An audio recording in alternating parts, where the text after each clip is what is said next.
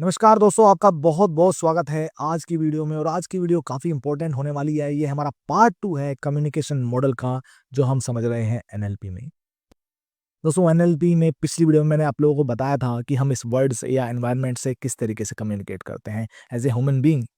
हमारी 5 सेंसेस हैं, जो हमारी ईयर हैं, नोज़ हैं, आइज़ हैं, हमारे टच है, हमारी टंग है। इसके बेसिस पर ही हमारे अंदर कुछ इन्फॉर्मेशन जाती है, जिसके बेसिस पर ही हम अपने perception, memories, belief, values build करते हैं। हम अपनी आइडेंटिटी बिल्ड करते हैं। जो भी हमारे याद है हमें जब से अब तक, वही हमारी एक आइडेंटिटी बिल्ड करता है और उन्हीं चीज़ों ने हमें प्रोग्राम किया हुआ है। इस वीडियो में हम फर्दर समझेंगे कि जब ये हमारे अंदर इन्फॉर्मेशन आती है, डाटा आता है, तो हमारा माइंड उस पर किस तरीके से रिएक्ट करता है। तो चलिए दोस्तों, स्क्रीन पर जहाँ पे मैं आप लोगों को बताऊँगा किस तरीके से हमारा माइंड रिएक्ट करता है उस इन्फॉर्मेशन या डाटा के ऊपर। दोस्तों, पिछली वीडियो में हमने सीखा था हमारे एनवायरनमेंट में या हमारे वर्ल्ड में, हमारा एक वर्ल्ड है, कोई भी इवेंट होता है। इवेंट मतलब अच्छा हो सकता है, बुरा हो सकता है, हमारे साथ कुछ सक्सेस मिल सकती है, कुछ फेलियर हो सकते हैं। वो इवेंट हमारे कम्युनिकेट होता है, किस तरीके से होता है दोस्तों? वी ए के एस टी। ठीक है। वी मीन मतलब विजुअल के थ्रू होगा, ऑडिटरी के थ्रू होगा, काइनेस्थेटिक के थ्रू होगा, स्मेल के थ्रू होगा या टेस्ट के थ्रू होगा। ये पांचों सेंसेस ही हमारी उस इंफॉर्मेशन को हमारे साथ कम्युनिकेट करती हैं। और हमारे कुछ एग्जिस्टिंग बिलीफ होते हैं, belief, value, thoughts, perception, memory, existing, जिसे हम अपनी न्यूरॉन्स की प्रोग्रामिंग भी कह सकते हैं, या अपने संस्कार भी आपने सुना होगा। संस्कार, संस्कार भी कह सकते हैं दोस्तों इन चीज़ों को। हमारे बिलीफ होते हैं, थॉट्स होती हैं, वैल्यूज़ होती हैं, यही हमारे सबको संस्कार है, हमारी मेमोरीज, हमारी आइडेंटिटी भी कह सकते हैं दोस्तों इसको। आइडेंटिटी हमारी एग्जिस्टिंग आइडेंटिटी है, उसके बेसिस पर ही हम उस इंफॉर्मेशन को डी करते हैं। डी जी, यानी कि कुछ इंफॉर्मेशन हम डिलीट करेंगे, कुछ डिस्टॉर्ट करेंगे और कुछ जनरलाइज करेंगे। डिलीट, डिलीट दोस्तों, जब हमारे पर कोई इन्फॉर्मेशन या डाटा जाएगा, हमें बहुत सारी इन्फॉर्मेशन को डिलीट करना होता है। हम उस इन्फॉर्मेशन के ऊपर फोकस करते हैं जो हमारे लिए मोस्ट इंपॉर्टेंट है। जैसे कि हम आप मेरी वीडियो ये देख रहे हैं, तो आपको बहुत सारी ऑडियो मेरी जा रही होगी, विजुअल भी जा रहे हैं, है ना? आप एक चेयर के ऊपर बैठे ही हैं, वहाँ पे भी आपको प्रेशर फील हो रहा होगा। कुछ एयर भी आपके सामने पास हो रही है। आप ब्रेथ भी कर रहे हैं, ब्रेथ भी ले रहे हैं, साँस भी ले रहे हैं।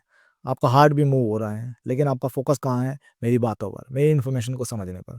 तो आप मेरी वॉइस को ही ले रहे हैं। तो हम बहुत सारी इन्फॉर्मेशन को डिलीट कर रहे होते हैं। और लॉ ऑफ अट्रैक्शन भी, जो रेक्टेंगुलर एक्टिवेटिंग सिस्टम है, आरएएस है, जो आपने लॉ ऑफ अट्रैक्शन में भी सुना होगा, वो भी उस इन्फॉर्मेशन के ऊपर ही फोकस करता है जिसके बारे में हम सोच रहे होते हैं। आपने देखा होगा, अगर आप रास्ते में निकले, अगर आप रेड कलर पर फोकस करें तो आपको रेड ही कलर दिखेगा, आपको येलो कलर नहीं दिखेगा। तो हम जिस चीज़ के ऊपर फोकस करते हैं, वो ही इन्फॉर्मेशन हमारे अंदर जाती है।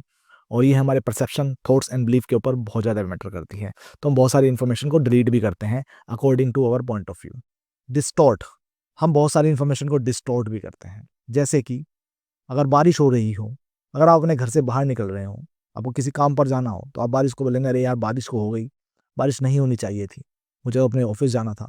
लेकिन अगर आपकी छुट्टी है उस दिन, अगर उस दिन बारिश हो जाए, तो आपको लगेगा अरे मौसम बहुत बढ़िया हो गया है, चलो चाट पकौड़े खाने का या मूवी देखने का टाइम हो गया है ना? एक खेत में जो फार्मर या किसान काम कर रहा है, अगर सही समय पे बारिश हो जाए तो वो भगवान का धन्यवाद कहता है। लेकिन अगर गलत समय पे बारिश हो जाती है, तो भगवान को कहता है, "हे भगवान, इस समय बारिश क्यों कर दी?"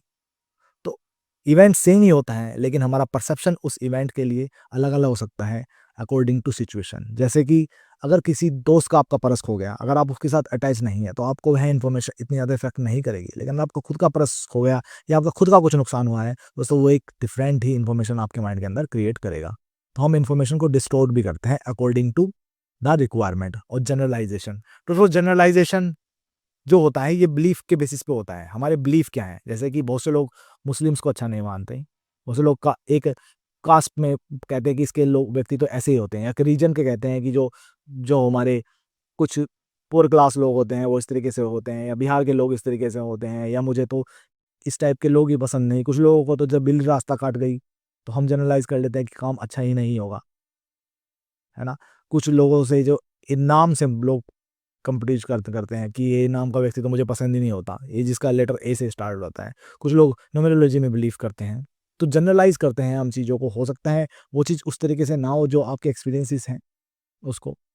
जैसे मीठा खाने से तो सभी लोग बीमार होंगे, या ड्रिंक्स करना तो बिल्कुल बेकार ही है। आपने अपने जनरलाइज किया हुआ है, कोई व्यक्ति को ड्रिंक करता है वो तो व्यक्ति बेकार ही होगा, व्यक्ति तो धोखा ही देगा। या कोई व्यक्ति नॉन वेज खाता है तो व्यक्ति तो बेकार होगा, उसकी थॉट्स परसेप्शन तो बेकार ही होगी। तो ऐसा जनरली हम करते हैं, हम चीज़ों को, बहुत सारी चीज़ों को जनरलाइज करते हैं, उसके बेसिस पर हम इन्फॉर्मेशन लेते हैं। और दोस्तों जब हम इन्फॉर्मेशन को डिलीट, डिस्टॉर्ट एंड जनरलाइज कर लेते हैं, उसके बाद दोस्तों हमारे माइंड में जो इवेंट 1 था वो एक E2 बन जाता है, जिसे दोस्तों होती है वर्किंग हमारे मेंटा कॉन्शियस माइंड में। मेटा कॉन्शियस माइंड में हमारे लिए एक E2 बनता है। E2 क्या करता है? हमारे न्यूरॉन्स को फायर करता है। जब न्यूरॉन्स फायर होते हैं दोस्तों, वो हमारे एक न्यू इमोशन को बिल्ड करते हैं। वो अच्छा इमोशन भी हो सकता है, वो बैड इमोशन भी हो सकता है, और इमोशंस हमारी फीलिंग्स क्रिएट करते हैं। और जो हमें फील होगा, जो हमारे इमोशंस होंगे, वो हमारे लिए एक थॉट्स क्रिएट करेंगे कि चलो यार लाइफ को एंजॉय कर लेते हैं, या कुछ मूवी देख लेते हैं, या अभी रिलैक्स करने का टाइम है, या अभी पढ़ने का टाइम है, या अभी और हार्ड वर्क करने का टाइम है ना? डिफरेंट डिफरेंट थॉट्स जनरेट होंगी, और थॉट्स के बाद क्या होगा? एक्शन होगा, और एक्शन के बाद दोस्तों होता है रिजल्ट्स।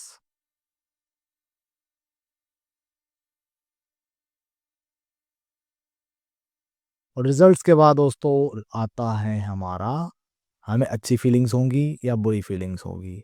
ये दोबारा जा कर के हमारा जो मेमोरी होती है, बिलीफ होती है, या हमारी आइडेंटिटी होती है, या हमारा इसको दोस्तों संस्कार भी कहते हैं, ये हमारी बिल्ड होती हैं। उसके बेसिस पे ही हमारी प्रोग्रामिंग होती है रहती है। यानी कि हमारा जो एनवायरनमेंट है, जो हम कम्युनिकेट कर रहे हैं, जो हम फ़ील कर रहे हैं, ये ही हमारी आइडेंटिटी बना रहा है, ये हमारी थॉट्स बना रहा है, ये हमारा बिलीफ बना रहा है, जिसके बेस पर हम एक्शंस लेते हैं। हर व्यक्ति के पास डिफरेंट डिफरेंट सेम ही इवेंट 2 डिफरेंट डिफरेंट व्यक्तियों के साथ होगा। उसका उस इन्फॉर्मेशन को लेने का तरीका डिफरेंट होगा, हमारा उस इन्फॉर्मेशन को लेने का तरीका डिफरेंट होगा। हमारे जीन्स जो हमारे पूर्वजों से हमें मिले हैं, वो भी डिसाइड करते हैं कि आप किसी इन्फॉर्मेशन को किस तरीके से लेते हैं। बहुत से लोग अपने फेलियर्स को एज़ ए नेक्स्ट अपॉर्च्युनिटी लेते हैं, और बहुत से लोग अपने फेलियर्स को नथिंग एंड नो के बेसिस पे लेते हैं कि अब लाइफ में कुछ हो ही नहीं सकता। तो हर किसी व्यक्ति का इन्फॉर्मेशन को लेने का तरीका डिफरेंट होता है, और अगर हम इन्फॉर्मेशन लेने के तरीके को ठीक कर सकें, अपने इवेंट को, जो इंटरनल इवेंट हो रहे हैं दोस्तों, हम E1 को तो हम चेंज नहीं कर सकते, जो आपके साथ एक्चुअल में इवेंट हो रहा है, लेकिन E2 को ज़रूर हम अपने लाइफ में चेंज कर सकते हैं, कि हम उस इन्फॉर्मेशन का अपने माइंड में क्या परसेप्शन बिल्ड कर सकते हैं, जिससे कि हमारी प्रोग्रामिंग सही हो, हम रिसोर्सफुल स्टेट में रह सकें। दोस्तों रिसोर्सफुल स्टेट में रहना ही NLP की ऑब्जेक्टिव है, कि आप अपने रिसोर्सफुल स्टेट में, कॉन्फिडेंट स्टेट में रह सकें, इवन फेलियर्स के बाद भी। क्योंकि जनरली ऐसा होता है जब हमारे साथ नेगेटिव होता है, हम डाउन फील कर जाते हैं, और रिसोर्सफुल स्टेट से हम अनरिसोर्सफुल स्टेट में चले जाते हैं।